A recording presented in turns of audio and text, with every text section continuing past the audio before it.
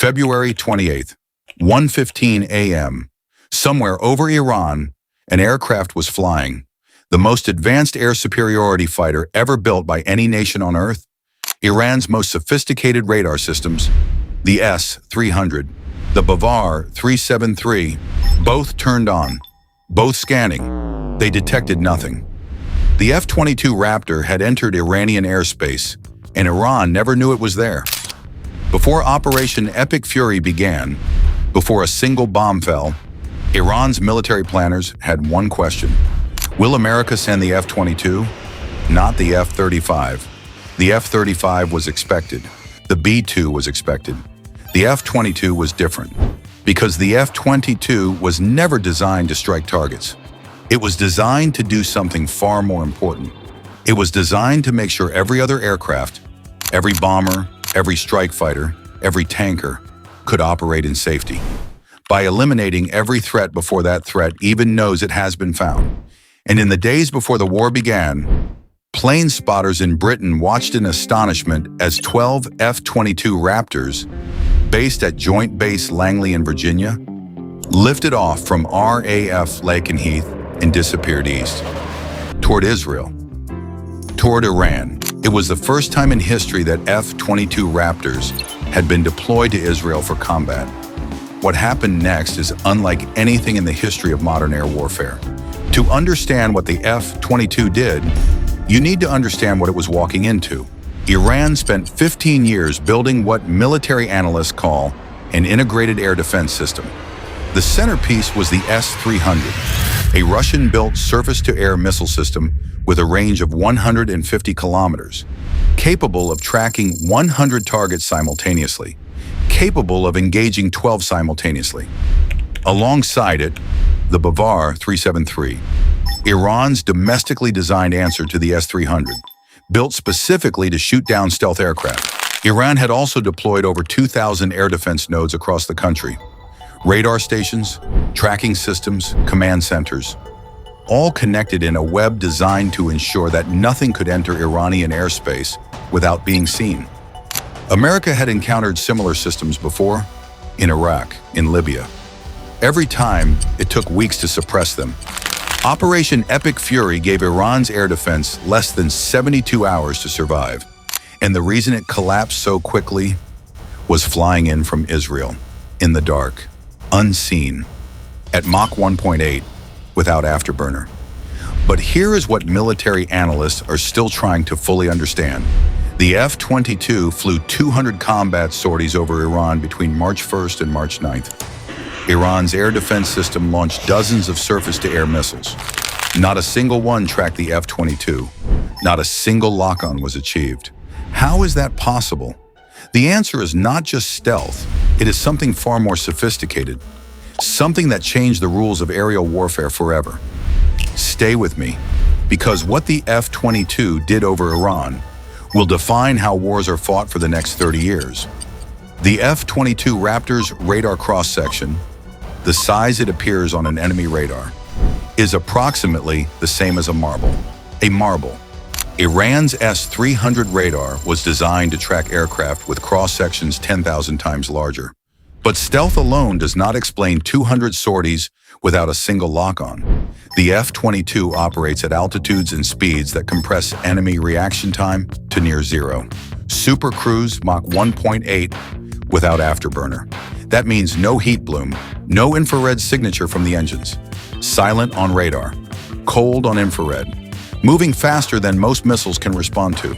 And when the F-22 does engage, it does so entirely from within its internal weapons base. Doors open, missile launches, doors close, all in under a second. The radar cross-section never changes. The stealth is never broken. 6 AIM-120 AMRAAM missiles, 2 AIM-9X Sidewinders, AM-61A, 2 Vulcan cannon, all hidden, all invisible, all ready, against an enemy that never sees you coming. That is not an aircraft. That is a ghost. At 1:15 a.m. on February 28th, when Operation Epic Fury began, the F-22s were already in position. Their mission in the first hour?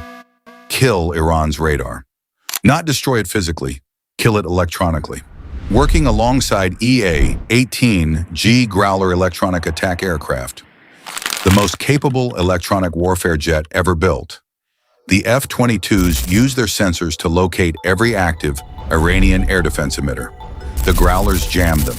The F-22s mapped the gaps. And through those gaps, the B-2 Spirit bombers followed. It was a three-layer system. Layer 1, F-22 Raptor. Find the threat, map the system. Layer 2, EA-18G Growler. Blind the threat, create confusion. Layer 3, B-2 Spirit. Destroy the threat from 40,000 feet with 2,000-pound penetrating bombs. By sunrise on March 1st, Iran's S-300 batteries were gone. The Bavar 373 sites were gone. The command centers that coordinated them, gone. Iran's entire integrated air defense network, built over 15 years at enormous cost, destroyed in less than 12 hours. And not one F-22 was ever detected. But here's the detail that changes the strategic calculus entirely. The F-22 that flew over Iran in 2026 is not the same aircraft that entered service in 2005. The Raptor 2.0.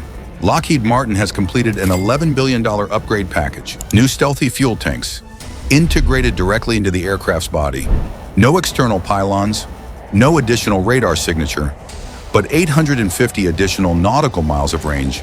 For the first time, the F-22 can reach any target in Iran without a tanker, without exposing a tanker, without creating the vulnerable moment when a stealth fighter must approach a visible aircraft to refuel. And the new IRST system, Infrared Search and Track, allows the F-22 to find and lock targets without using its own radar.